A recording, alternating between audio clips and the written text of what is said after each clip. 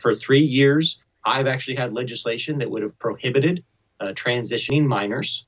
I still disagree. If you're an adult, I disagree with you choosing to change, to mutilate your body and try and change it. But you're an adult. You can do that if you choose to do so.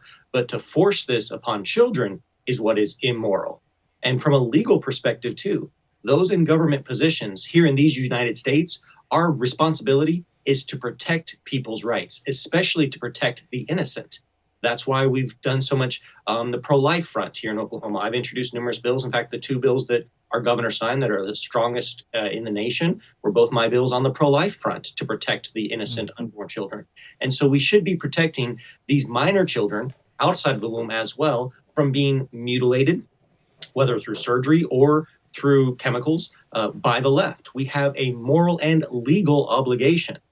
Once again, President Biden, or rather the usurper, as I like to call him, he is totally wrong, as he has been throughout his political career. We have a moral and a legal obligation to protect these children from being forced to be sterilized, whether they have parental consent, doctor consent, or anything else. A minor cannot consent to that. Let me push back. Obviously, I agree with you, but let me push back. A little devil's advocate here.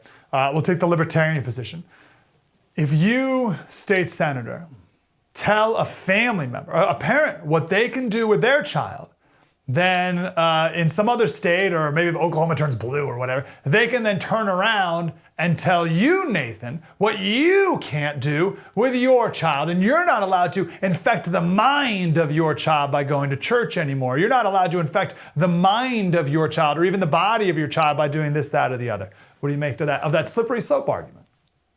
Well, I can understand a slippery slope because we've seen how far we have slipped down this slope now to the point where we are mutilating minors. And that's the difference. This is abuse. Okay, this is physical abuse.